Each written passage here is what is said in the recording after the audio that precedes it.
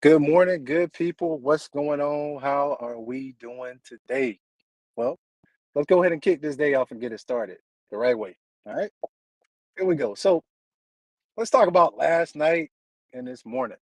So, last night I posted a post on my primary page and NCOP Live, and the post said this: "What you say isn't as important as what you say isn't as important as to who you say it to." All right, and the example I used was this: if I'm sick, I call a doctor. If my car won't start, wise counsel will point me to a mechanic. If my house is on fire, I need to call a fireman. Now, each one of these individuals are uniquely qualified in their specific area of specialties.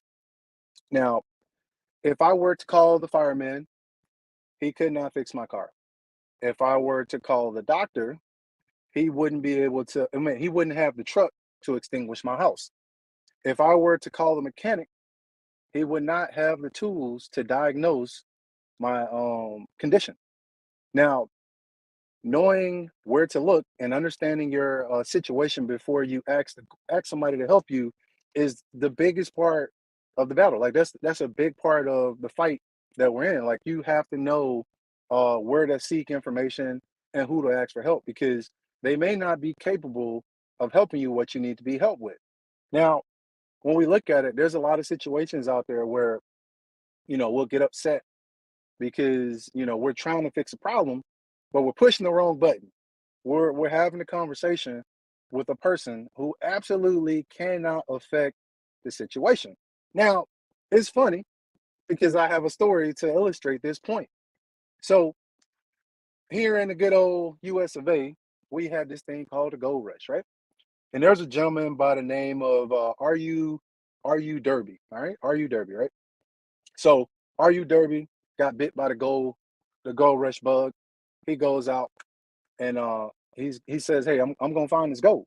But he was so inspired and he had so much passion that he went out there. He got his little tools and stuff that needed, and he dug for weeks, weeks on end, weeks on end. Finally, his hard work paid off. He hit a gold vein. So he kept quiet. He didn't say nothing to nobody. He covered it up, knocked his tracks off so nobody could find out how to get to where he was at. He went back home. Excuse me. He went back home and he told his whole little town. He was like, "Hey, we hit it big. I found some gold." He was like, "I just need the money to get the equipment, and we're all gonna be rich." So everybody in the little town came together. They got up all the money that they could, so he could go out and buy the equipment to mine, right? So he gets the equipment. He goes back. He gets back there, and they start mining. So he has just about enough money to pay off. Well, just about enough gold to pay off everything that he borrowed. And after he get a few more carts, he's gonna be in the black. Like he's gonna be good. He's gonna be making money. He in the money now. So just as he pulls, I mean, they get that last cart of gold, the vein goes dry, just like that. So they dig for a couple weeks, and they can't find the gold. So, you know, Mr. Derby gives up. He says, "You know what? We need to cut our losses and sell the equipment to the junk man and go back to town, and we're gonna just have to call it. We took what we could. There's nothing else here." So he does that. He goes back to town. He tells everybody, "Hey, we did find some gold. I don't have everybody's money, but I'm gonna give it back to you." And he did. He worked for years, years and years and years, and he finally paid everybody back. Well, that junk man that he sold that equipment to, you know, he knew a little bit about mining, but he didn't know much. So what he did though, he knew where to go look for information. So he went to like one of these mine specialists, right? And he went over there and he paid the guy. He said, "Hey, I got all this mining equipment here. It still works." And this guy was digging and freaking, he got out the gold. He was like, "What do you think about it?" And the guy was like, "Well, he doesn't understand fault lines. If he probably had kept digging, he would have hit that gold." So they go out there and the guy does his calculations. He's like, "You know what? If you go 3 more feet past where he stopped digging at, you're gonna hit gold." So Mr. Derby gets the equipment that he now has. He paid very little for it, and he begins to dig, and he strikes gold. He strikes gold. Now, Mr. Derby's story don't end there. He finds out that this guy struck gold with the equipment that he gave to him, and he was just like, man, I really messed that one up. But he did not allow that to keep him down. What he did was he went into insurance. And because of the experience that he had with the gold, he didn't give up in insurance. Just because somebody told him no didn't mean that he was going to stop trying to sell insurance. So this guy went on to become one of the biggest insurance salesmen out there. He sold millions of dollars worth of insurance a year because of the experience that he had with the gold mine. Now, the reason that I bring this story up is because he stopped 3 feet short of what he was trying to get, the gold. Get it?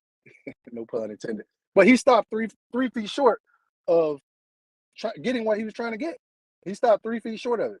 And what I want to kick out there today is like this story illustrates the importance behind knowing who to ask for help and really understanding your situation, because Mr. Derby didn't understand the situation. He didn't specialize in that field. He missed out on a great opportunity.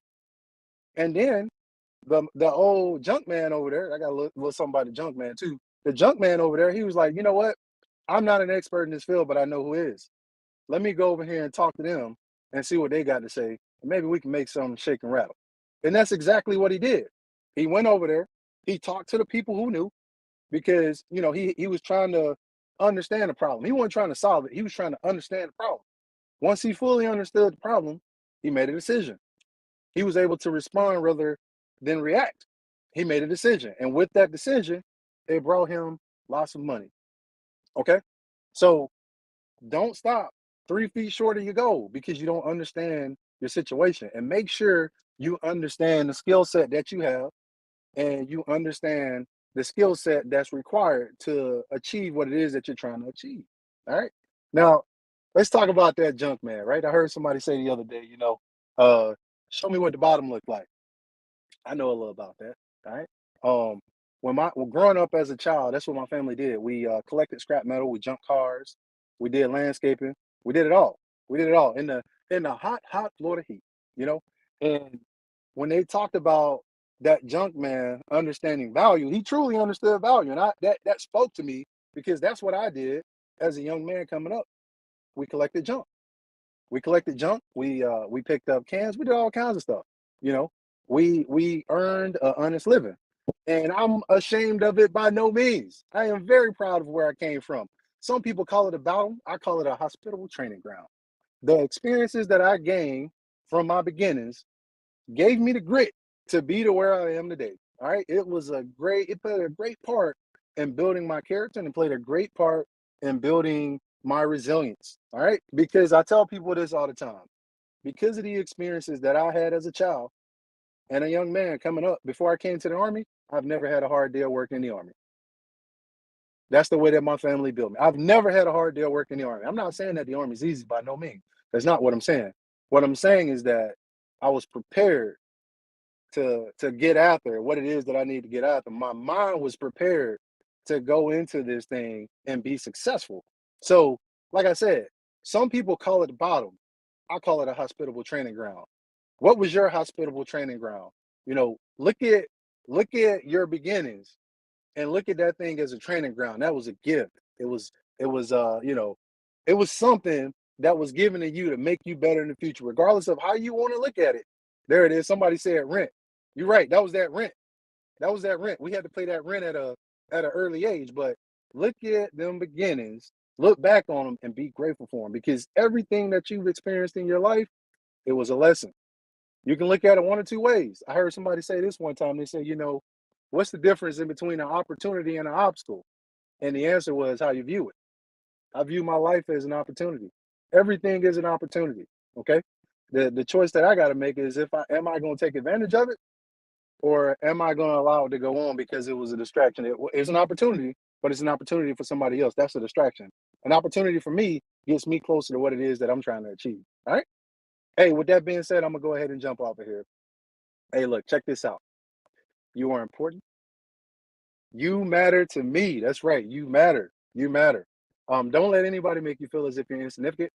If you do, get into the inbox, and we have people here to help you out. All right. The NCOPD Live team is here to help you out. Uh, let's talk about it is here to help you out. That's right. Hey, look up there in that corner. You see that little symbol right there? That's right. We in here. Let's Talk About It is here to help you out. And the Women's Intentional Podcast is here to help you out. All right. And with that being said, life is a choice. I'm depending on you to choose well. Oz here signing out. I'll be talking to you soon.